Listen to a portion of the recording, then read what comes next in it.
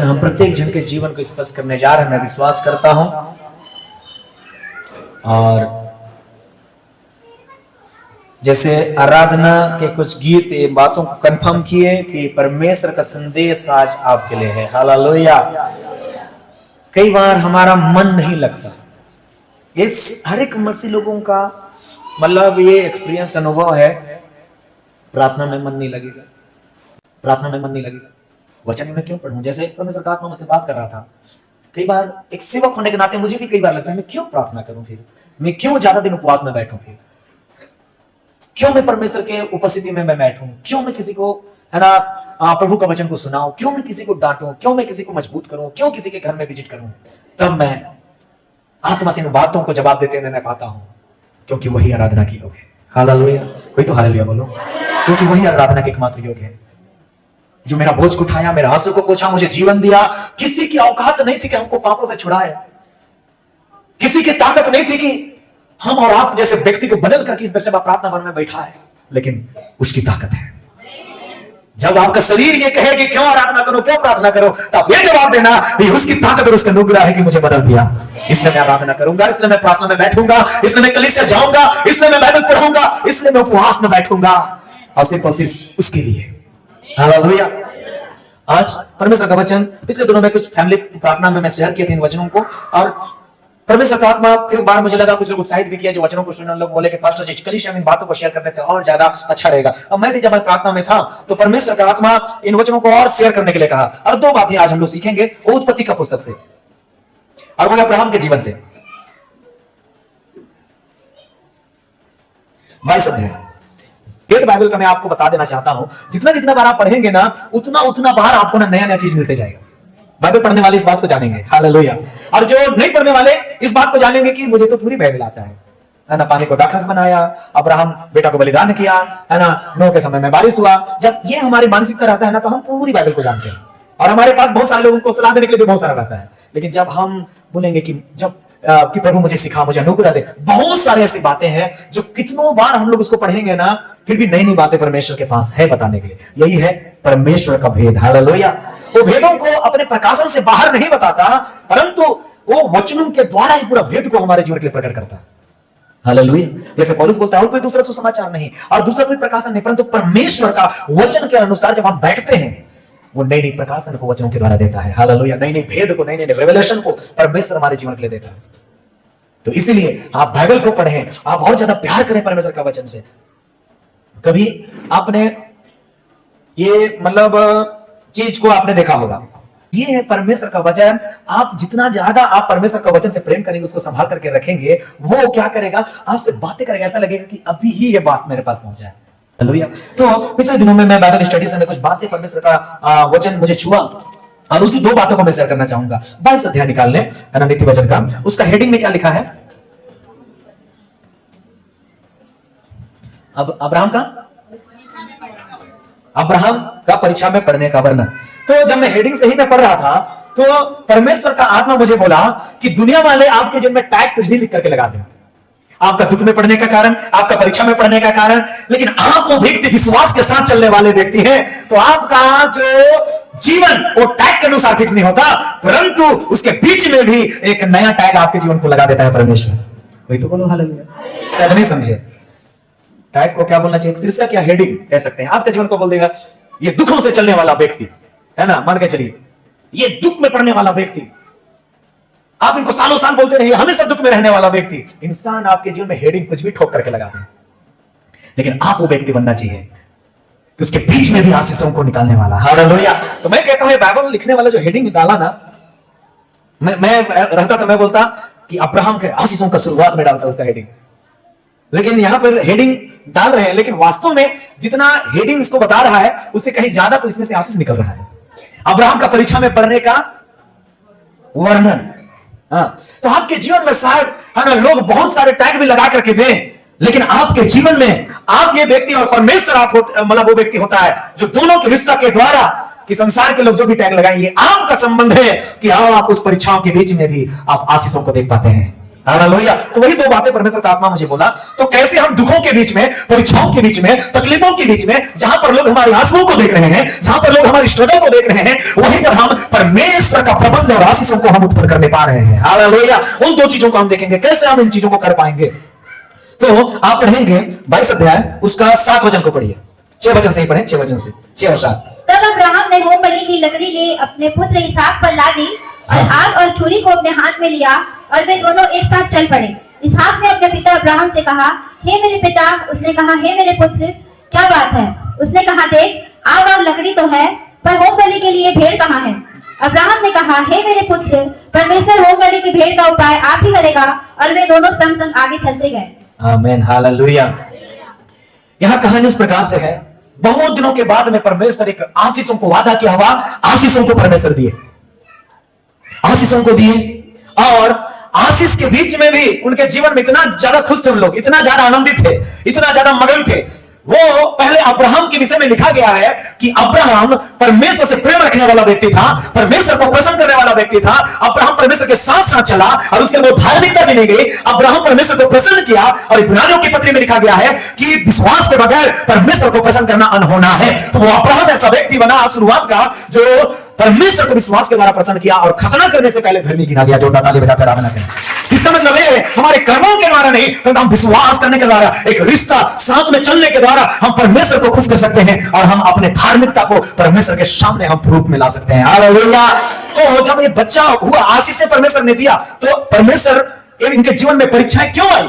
तो पहला पॉइंट मैं बताना चाहता हूं, हम जब मनन करेंगे परीक्षा आई है क्यों उनके जीवन में, तो ये बहुत सारे रीजन हो सकते हैं, लेकिन एक आत्मिक रीजन मैं बता देता हूं कि जब भी कुछ चीज परमेश्वर हमारे जीवन के लिए देते हैं, जैसा मैं पिछले दिनों में एक उदाहरण दिया था, वो जब मैं दूसरा संदेश दे रहा था तब उदाहरण दिया था। एक गुप्ता परिवार था, जब मैं रघुनाथपुर में सेवा कर रहा था, और उनके 2 बच्चे हैं। वो मतलब भाभी बोलता था उनको, और लगभग इनकी उम्र की होंगी, भाभी की उम्र की, और वो लाठी से चलती थी, लाठी टेक टेक करके चलती थी। और उनके कमर, मतलब जब से सेकंड उनका बच्चा हुआ उसके बाद उसका कमर पूरा बैठ गया। वो झुक के ही चलती थी, एकदम मतलब बुजुर्ग जैसा हो जा रही थी वो, उनका शरीर, उनका सब चीज इस तरह से। तो उन्होंने किसी रीति से संपर्क किया और प्रकाश पाठक से पहले संपर्क किया। उसके बाद में नजदीक मैं वहां रहता था उदारी, तो उन लोग पुन्नी के हैं, राजपुर रोड, और उन लोग आने लगे वहां पे और ठीक हो गए। उन लोग ठीक हो गए और उसका पति भी ठीक हो गया। वो अच्छे धनी परिवार से हैं, अच्छा खेती बाड़ी करने वाले, ईटा चिमनी भट्ठा उनका है, अच्छा बिजनेस है, दुकान है, बहुत सारी चीजें हैं। लेकिन ठीक होने के बाद एक उनके जीवन में घटना घटा कि उन लोग प्रार्थना में आना कम करना चालू कर दिए। पहले उन लोग सबसे पहले प्रार्थना में आने वाले व्यक्ति हुआ करते थे। वो परिवार,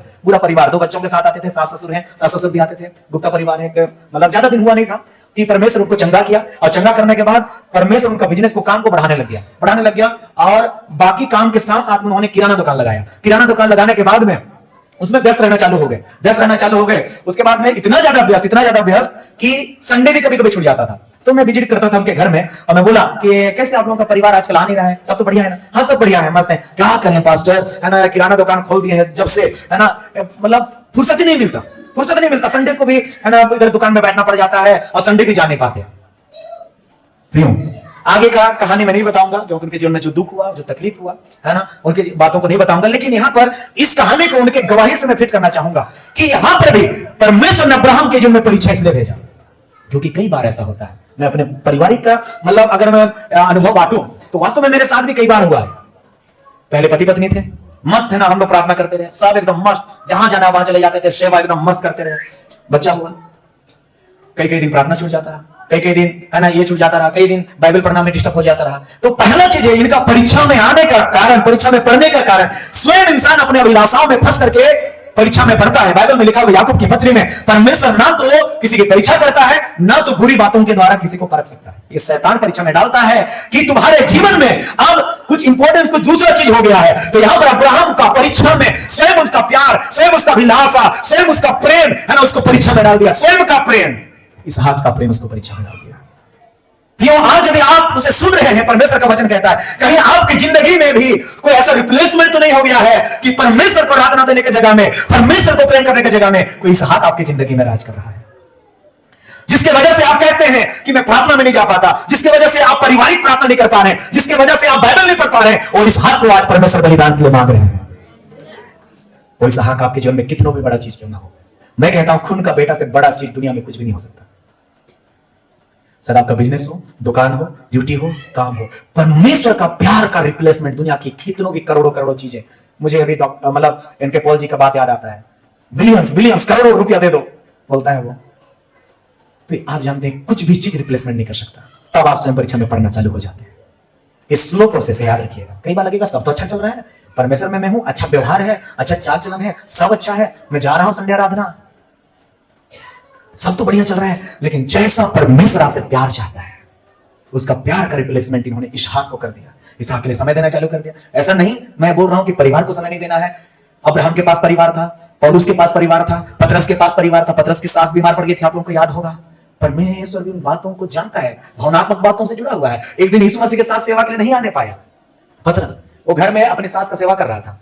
जब यीशु मसीह कहीं से सेवा कर लिए और सेवा करने के बाद में उनको लगा होगा पतरस क्यों नहीं आए, पतरस और यूहन्ना नहीं आए थे। उसके बाद उनके घर में गए, उसकी सास बीमार पड़ी। फिर उसकी सास को बीमार पड़े और देख करके यीशु मसीह उसकी सास के हाथ को पकड़ा और बुखार को डांटा, और उसी वक्त जो परमेश्वर का प्यार का रिप्लेसमेंट करने वाली बीमारी उसी वक्त चली गई। हालेलुया। फिर आपकी जिंदगी में आप अपने जीवन में जांचिए कहीं हाथ तो नहीं आ गया है जो आपके जीवन में आराधना करने के लिए, आपका परमेश्वर की उपस्थिति में आने के लिए, प्रार्थना के लिए रुकावट बन रहा है। प्रभु से अनुग्रह मांगो आज, नहीं तो ये छोटी छोटी चीजें हमारे जीवन को परीक्षाओं में घसीटते हुए लेके जाएगी। और कब हमने परमेश्वर का प्यार से दूर हो गया, कब परमेश्वर का प्रेम से अलग हो गया, हमको पता पड़ने भी नहीं देगा। ऐसे से हम चला गया। लेकिन आपने महसूस किया होगा जब आप जितना संगति करेंगे, जितना उपस्थिति में बैठेंगे, जितना परमेश्वर का वचन को पढ़ेंगे, उतना ज्यादा आपका अंदर में आनंद भरते जाता है। हालेलुया। आनंद आने लग जाता है, आनंद आने लग जाता है, और वो आनंद को बयान नहीं कर सकते। यदि आपने महसूस किया, मैं विश्वास करता हूं आप बहुतों ने इस आनंद को महसूस किया होगा। धन को, दौलत को, घर द्वार, गाड़ी बंगला, किसी भी चीज को आप उस आनंद का ना मैं कैसे एक्सप्लेन करूं, वो आनंद को ना बयान नहीं कर सकते। इतना खुशी लगता है। इधर एक तरफ दुख रहेगा, एक तरफ परीक्षा रहेगा, एक तरफ कमी घटी रहेगा, एक तरफ सूखी रोटी चबाते रहेंगे, लेकिन वो आनंद ऐसा आनंद रहेगा कि जरा सा भी आपकी जिंदगी में कंप्लेंट रहेगा कि मेरे पास कमी घटी है, वैसा आनंद परमेश्वर अब्राहम के जीवन में देना चाहता है। हालेलुया। आज हम अब्राहम आप हैं जो विश्वास के द्वारा परमेश्वर के पीछे चलना सीख रहे हैं। वो कनान देश, वो प्रोमिस लैंड, वो वाचा के देश में आपको अगुवाई कर रहा है। यदि कोई आपको जयवंत कर सकता है वो है विश्वास, आपका विश्वास। प्रियो, विश्वास के द्वारा परमेश्वर की उपस्थिति में बैठिए और परमेश्वर आपसे प्रसन्न रहेगा, वो आनंद को भर देगा जो दुनिया की कुछ भी चीज आपको नहीं दे पाएगी। मैं दो चीज में बताने जा रहा हूं, लेकिन यहां पर आनंद अब्राहम के जीवन में नहीं आया। परीक्षा में तो पढ़ा, इसको मैं बस थोड़ा सा इंट्रोडक्शन में बताया क्यों परीक्षा में पढ़ा, लेकिन जो मेन बात मैं बताने जा रहा हूं सुनिए। 6 वचन से चालू होता है और 6 वचन से थोड़ा सा ऊपर पढ़ेंगे तो वहां पर और एक बहुत महत्वपूर्ण बात लिखा हुआ है। उस समय क्या था, कैसे था, ये बातें कब परमेश्वर बात किया, ये बात नहीं लिखा, लेकिन 3 वचन में जब आप पढ़ेंगे बहुत ही भयंकर बात लिखा है। कोई एक लाइन पढ़ दें। अतः अब्राहम सवेरे तड़के उठा। बस इतना है। प्रियो, आप अपने जीवन में कभी ना कभी बड़ा चीज का निर्णय जरूर लिए होंगे। बड़ा चीज का, हेलो जय मसीह की, बड़ा चीज का आप निर्णय कभी ना कभी लिए होंगे। आपके घर में प्रोग्राम आया होगा, अपने जिंदगी में कभी ना कभी पड़े होंगे। कितना दिन आपको नींद नहीं आता है बताइए। बेटी का शादी करना है, बच्चे का शादी करना है, घर बनाना है, कौन एकदम खर्राटा मार के सो पाता है? शायद कोई नहीं। बड़ा चीज का निर्णय आपको टेंशन में डाल देता है। एक बड़ा चीज का निर्णय आपको चिंता में डाल देता है। बड़ा चीज का निर्णय बड़े बड़े भुजदुक्ता को पूछते हैं, हेलो परमेश्वर ऐसा बोला, सही करूं कि नहीं करूं? पास्टर को पूछते हैं, मेरे को पूछेंगे पास्टर जी करूं कि नहीं करूं? लेकिन यहां पर ये चीज का आज मैं बताना चाह रहा हूं। मैं भी कहानी दौर से मैं पढ़ रहा था तो मुझे भी नहीं मालूम पड़ रहा था ये, लेकिन शाम के समय में परमेश्वर ने अब्राहम से बात किया कि तेरा बेटा को चढ़ाना है। उसको तनिक भी किसी को फोन करने की जरूरत नहीं पड़ी, उसकी पत्नी को मनाने की जरूरत नहीं पड़ा। वो तड़के भोर उठ करके परमेश्वर का बात को मान करके अपने बेटा को बलिदान कराने ले जा रहा है। कोई तो हालेलुया बोलो। यदि आपको समझ में आया तो ही हालेलुया बोलिए। यदि मैं अभी बोल दूं आपका बेटा को पंजाब भेजना है, हेलो पास्टर जी 1 सप्ताह उपवास करेंगे, पास्टर जी उनके मामा को पूछेंगे, पास्टर जी उनके काका को पूछेंगे, उनके पापा को पूछेंगे। मैं एक अनुभव में बता रहा हूं। लेकिन प्रियो, अब अपने जीवन में याद करिए, किसी से आपने गुस्सा हुआ? कितने दिन तक आपने बात नहीं किया दोनों जन? अभी गुस्सा नहीं है, इसका मतलब गुस्सा थे, सही व्यक्ति को पकड़ा है। जब परमेश्वर बात करता है आपसे, वचन कहता है शाम होते ही आपका गुस्सा ढल जाना चाहिए। ये है परमेश्वर का वाच सुनना। जितना ज्यादा लेट करेंगे उतना ज्यादा वापस आने में समय लगेगा, और जितना ज्यादा समय लगेगा, किसी ने पिछले दिनों में एक स्टेटस डाला था, यदि आप गलत ट्रेन में चढ़ गए तो नजदीक स्टेशन में जल्दी उतर जाना।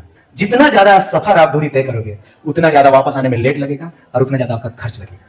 ये ट्रेन गाड़ी के विषय में नहीं, ये जिंदगी के विषय में है।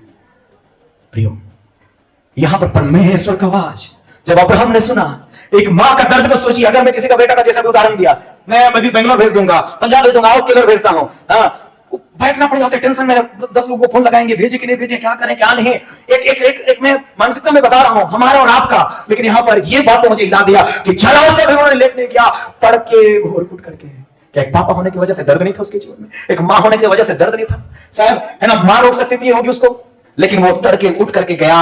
और 6 वचन में से हम लोग यहां पर पढ़े कि वो लेकर के जा रहा है, एक दर्द है। बताइए, एक माँ का दिल क्या ताली बजा करके आराधना कर रही होगी घर में? प्रभु का धन्यवाद करूंगा, प्रभु ने एक इसहाक बेटा दिया। प्रभु नहीं कर रही हो, मैं समझता हूं वो रो रही होगी घर में, वो रो रही होगी, ये सोच करके रो रही होगी। साफ बोल दिया अब्राहम ने कि हमारा बेटा को बलिदान के लिए प्रभु मांग रहा है। वो रो रही होगी घर में बैठ करके, एक टेंशन होगा, एक चिंता होगा, लेकिन फिर भी तो अपने इमोशन से बढ़ करके, अपनी इज्जत से बढ़ करके, अपने ओहदा से बढ़ करके उन्होंने परमेश्वर का आवाज को सुनना ज्यादा बड़ा माना, ज्यादा अच्छा माना, परमेश्वर का आवाज को सुनना ज्यादा बड़ा माना। हालेलुया। अपने इमोशन को कंट्रोल में करके, अपना क्या बोलना चाहिए, अपना ईगो को, अपना एटीट्यूड को, अपना कैरेक्टर को डाउन करके, प्रियो, वो अपना हर एक चीजों को, अपना हर्ट को वो दबा करके वो परमेश्वर का आवाज को सुनना ज्यादा अच्छा समझा।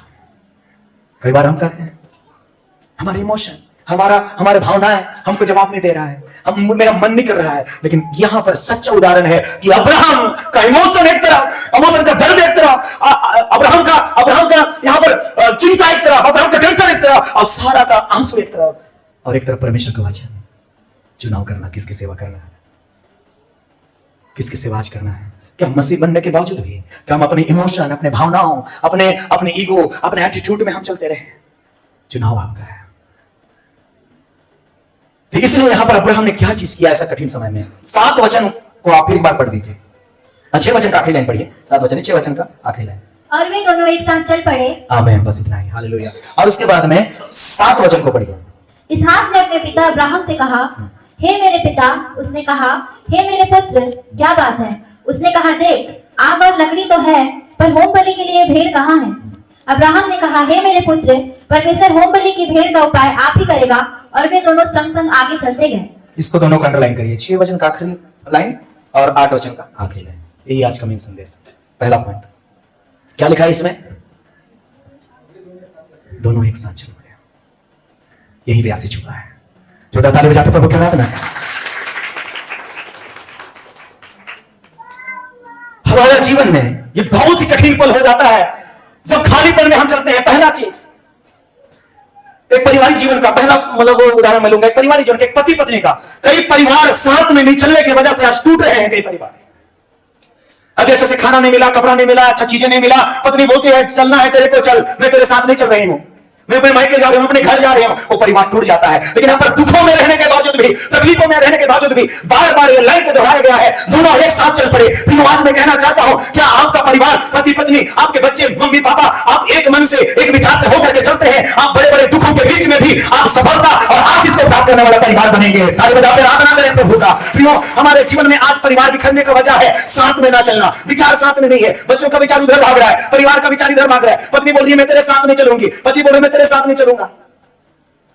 एक ही घर में है लेकिन विचार बटा हुआ है, एक ही घर में है लेकिन विचारों में लड़ाई हो रहा है। और सेवक लोगों के घर में ज्यादा ऐसा होता है। ये एक सेवक है, मैं धन्यवाद करता हूं, मैं धन्य हूं, मैं कहता हूं कि ऐसा पत्नी मैंने पाया। हालेलुया। एक ऐसे परिवार से, जो एक अच्छा धनी परिवार से, और इनके परिवार वाले बोले जब रिश्ता गया, घर देखे, मेरा घर को पसंद नहीं किया लोग, मिट्टी का घर, छप्पर का घर, बोले पक्का का घर में रहने का आदत पड़ गया, कैसे आप छप्पर का घर में रहोगे? उन्होंने कहा यदि हम दोनों साथ चलेंगे छप्पर का घर भी ताजमहल जैसा लगेगा। साथ चलना पड़ेगा। शिकायतें हमारे जीवन में कब आती है? जब हम साथ में नहीं चलते हैं। शिकायतें हमारे जीवन में, परीक्षाओं में कब हम गिरते हैं? जब हम साथ में नहीं चलते हैं। और हमारे जीवन में कमी घटी तब तक लगती रहेगी जब तक आप साथ में नहीं चलेंगे। यहाँ पर खाली है, यहाँ पर सोफा नहीं, यहाँ पर फ्रिज नहीं, यहाँ पर कूलर नहीं, यहाँ पर एसी नहीं, यहाँ पर वॉशिंग मशीन नहीं, तब तक आपका जिंदगी शिकायतों और शिकायतों से जाएगा जब तक आपका मन एक साथ नहीं होगा। आज सुन लीजिए, अब्राहम का परीक्षा में पढ़ने का कारण तो था, लेकिन उससे बड़ा भी कारण परीक्षाओं में जय पाने का और परीक्षाओं के बीच में एक बड़ा आशीष को उत्पन्न करने का पहला पॉइंट था साथ में चलने का ताकत। साथ में चलिए प्रियो। दुनिया का कमेंट, दुनिया का बुराई, दुनिया का चीजें, दुनिया का कंपैरिजन, कभी भी अपने जीवन में किसी से तुलना मत करिए। कि उसके घर में ये है, उसका पास ये है, वो ऐसा है, इसके पास ऐसा है, वो है ना, अपने चेहरे का, अपने कपड़े का, अपने घर का, अपने सेवकाई का। यदि आपको जीवन में तकलीफों के बीच में, शिकायतों के बीच में परमेश्वर की बड़ी आशीष को देखना है, साथ चले, साथ में चले। हालेलुया। एक साथ, यहां पर दोनों लिखा है। भले उनके जीवन में दर्द है, उनके जीवन में तकलीफ है, बलिदान करने के लिए लेके जा रहे हैं। कई बार अच्छे समय में तो साथ सब लोग देंगे, साथ चलेंगे, लेकिन यहां पर वचन के अनुसार कितने लोग ऐसे बलिदान करने के वक्त में, जहां पर अच्छा माहौल नहीं है, जहां पर दुख के समय में जा रहे हैं, जहां पर तकलीफ से गुजर रहे हैं दोनों जन, ऐसे समय में कितने लोगों का दिल है, कितने लोगों की यह ताकत प्रभु से आज मांगना चाहते हैं कि प्रभु हमारे कदम साथ साथ हम चलने वाले परिवार हो जाएं।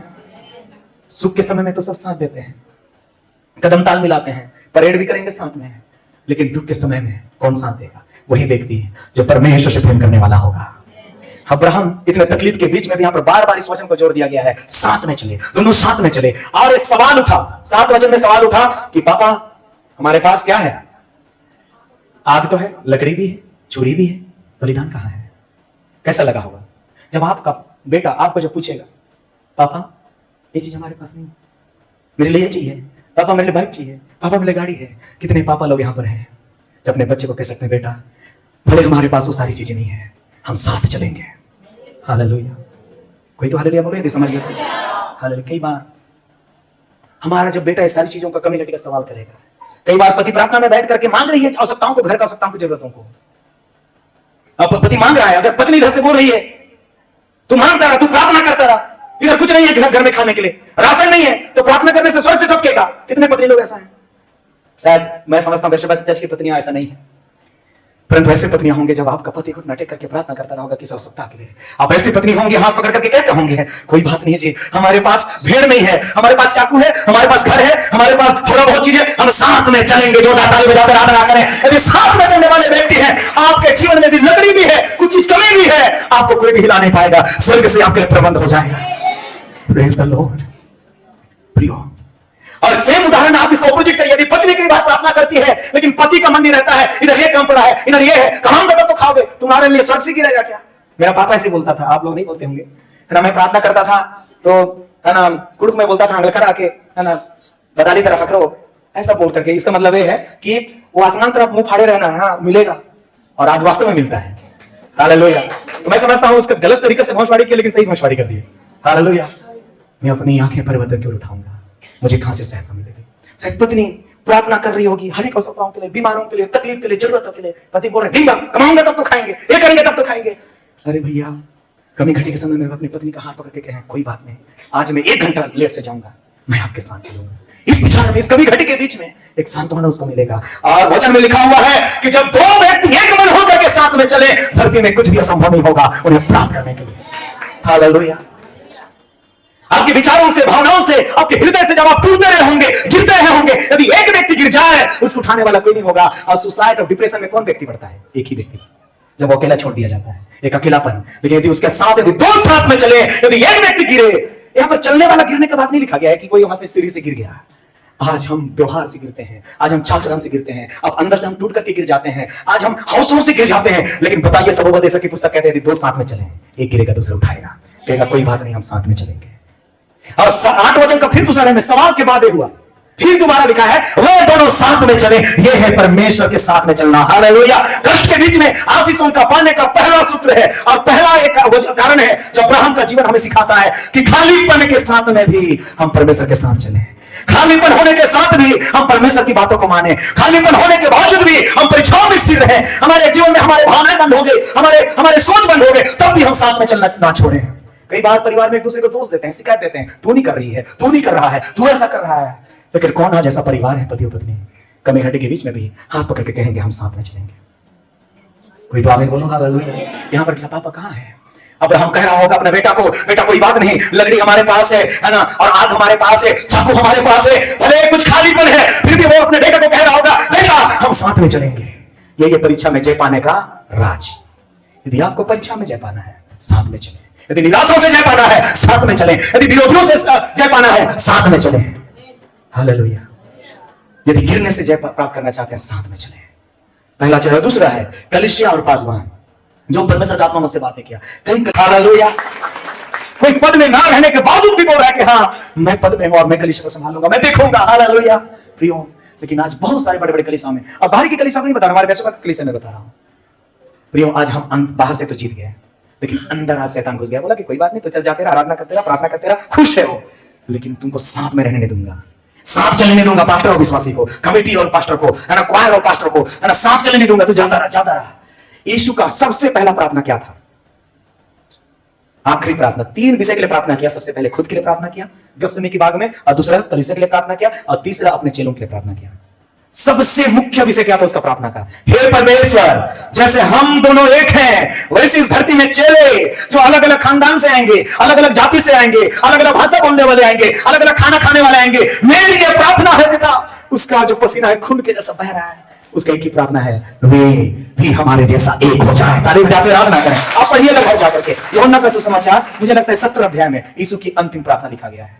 उसके एक ही प्रार्थना था, क्योंकि वो जानता था साथ रहने का ताकत, साथ चलने का ताकत। अब्राहम तकलीफों के बीच में आशीषों को प्राप्त कर पाया। साथ चलने से बड़े बड़े दीवार हटती है, साथ चलने से परीक्षाओं से विजय प्राप्त करेंगे, साथ में प्रार्थना घुटने टेकने से आप आशीषों को प्राप्त करेंगे, साथ में आप उपवास के साथ बैठेंगे, आपका प्रार्थना को जवाब पाएंगे। ताली बजाते आराधना करें प्रभु का। हालेलुया। यह है परमेश्वर का साथ में चलने का जो अब्राहम ने किया, कि उसका दुख तकलीफ भी एक तरफ, समस्या एक तरफ, लेकिन यहाँ पर बार बार लिखा है वे दोनों साथ चलते गए, वे दोनों साथ चलते गए। का पूरा पंचायत बैठा था और उनके बीच में इतना बड़ा आदमी खड़ा हो गया और झुक करके दंडवत किया।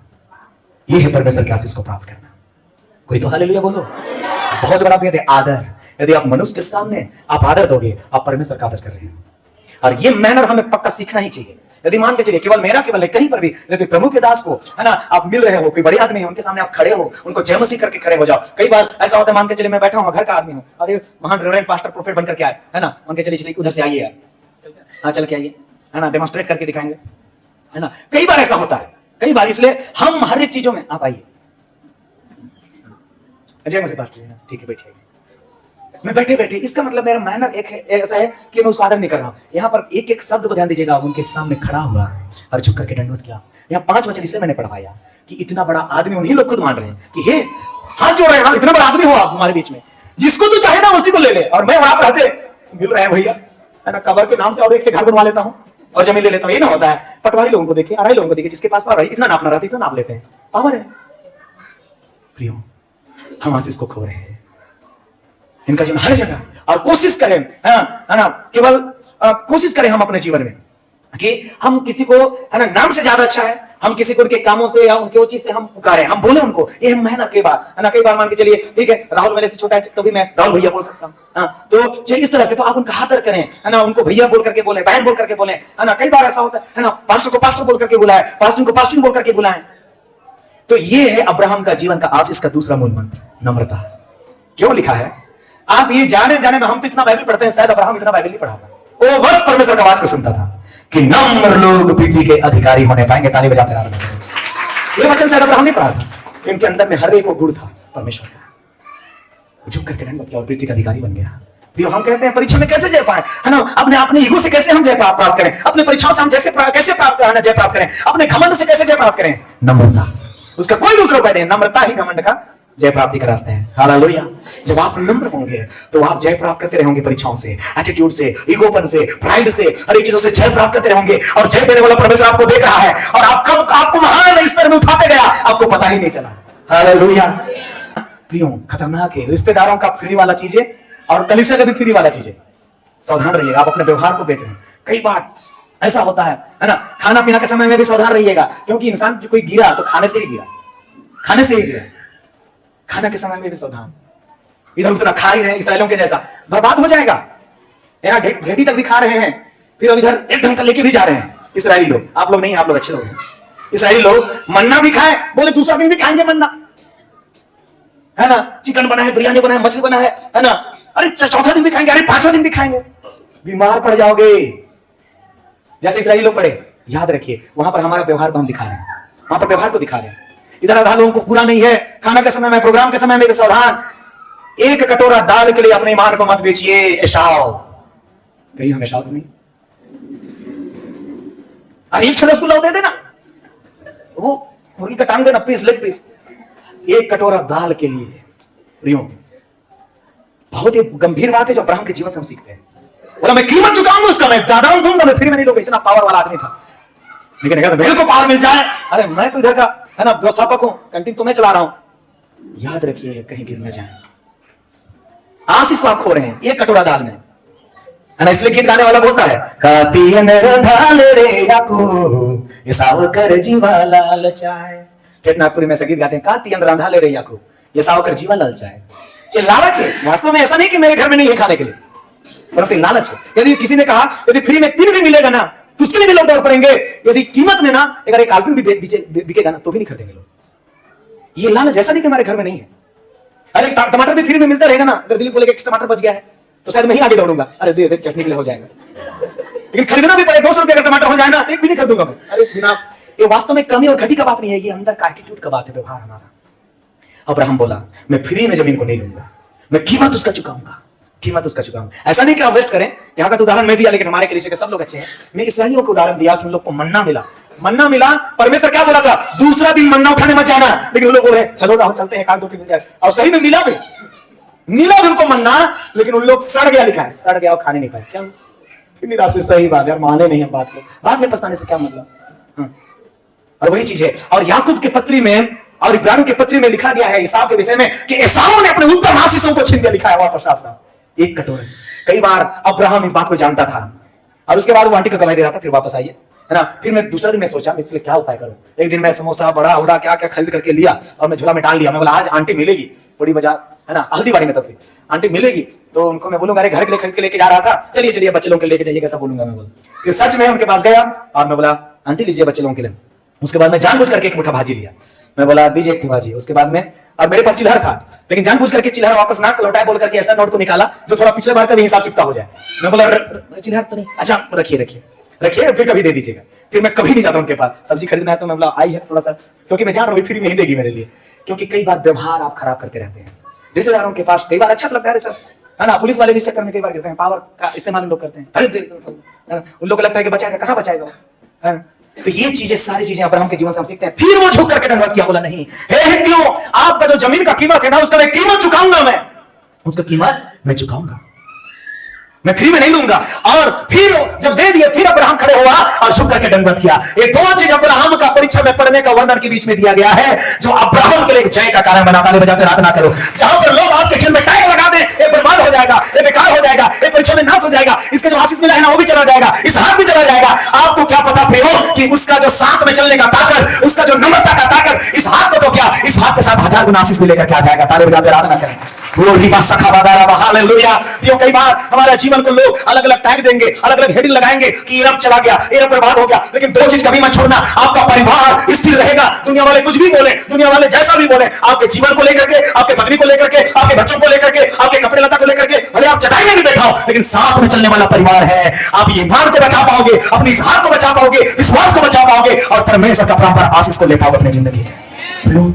ये है अब्राहम का जीवन का पहला सीख, जो साथ में चला, वे दोनों साथ में चले, कमी घटी के साथ में चले, भेड़ नहीं था साथ में चले। और भेड़ कहां हुआ, भेड़ कैसे मिला, कहां से मिला, इसको परमेश्वर का बताने का काम नहीं है और वास्तव में नहीं बताया। यहां पर आप पढ़िएगा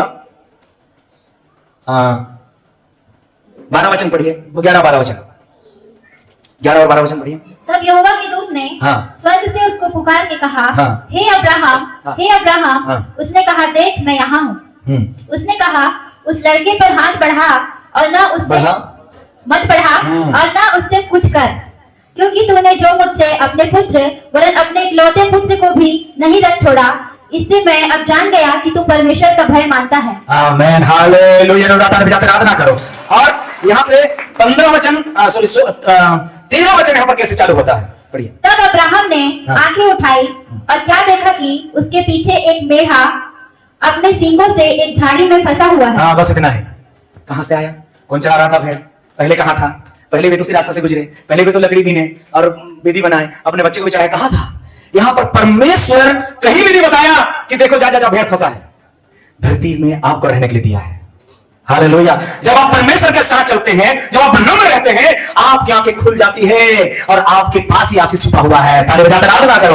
आपके प्रार्थनाओं में, आपके घुटने में, आपके उपवास में आशीष छुपा है। कई बार हम पड़ोसी का घर को देखते हैं, पड़ोसी का कलीसिया को देखते हैं, पड़ोसी का विश्वासी को देखते हैं, पड़ोसी का जीवन को देखते हैं, पड़ोसी का चीज वस्तु को देखते हैं, लेकिन कई बार हमारी आंखें नहीं देख पाती कि हमारे पास आशीष है। कई बार हम मांगते रहते हैं, कई बार हम हाथ फैलाते रहते हैं दूसरों के पास, हम ये समझ कर कि दूसरे के पास ज्यादा है। लेकिन यहां पे अब्राहम की आंखों को परमेश्वर ने खोल दिया। हालेलुया। लिखा नहीं है, लेकिन यहां पर स्वयं अब्राहम की आंखों ने आशीषों को देखा। दूत ने नहीं बताया कि वहां भेड़ है, परमेश्वर नहीं बताया कि हाँ भेड़ देख ले। परमेश्वर कभी नहीं बताएगा कि आप है ना कहां कहां आशीष को प्राप्त करेंगे, कैसे आशीष को प्राप्त करेंगे। लेकिन परीक्षाओं के बीच में भी जो परमेश्वर का साथ चलेगा ना, वो मरुस्थल में भी कुआं को देख पाएगा, जैसे हजीरा। वहां पर साफ साफ लिखा गया है, परमेश्वर नहीं बताया कि वहां पर देख कुआं है, पीछे मुड़। अब्राहम को नहीं बताया देख थोड़ा पीछे मुड़, मेरा है। लेकिन वहां पर दोनों जगह लिखा है पहले भी कि हजीरा की आंखें खुल गई और क्या देखी कि बगल में उसका कुआं का सोता है। ताली बजा कर प्रार्थना करें। आप जानते हैं आपके पास आशीषों का सोता है, आप जानते हैं आपके पास आशीषों का कुआं है, आप जानते हैं आपके पास आशीष की नदियां बहने पाएगी। कब? यदि तुम विश्वास करोगे, तुम्हारे हृदय से जीवन जल की नदियां बहने निकलेगी, जो उमड़ता हुआ सोता बन जाएगा। ताली बजाते प्रभु की आराधना करें। हालेलुया। क्यों? हमारे हृदय से वो उमड़ेगी, विश्वास के द्वारा उमड़ेगी। ये दो चीज में बताया। पहला चीज है साथ चले, कभी घटी में भी साथ चले। हमारे जीवन में लड़ाई झगड़ा होगा, कभी घटी होगा, आवश्यकताएं बढ़ेगी, है ना, बहुत सारी चीजें होगा, इमोशनल विचार साथ नहीं देंगे। लेकिन एक चीजों को आज बगल वाले का हाथ थाम करके बोलिए, हम साथ चलेंगे।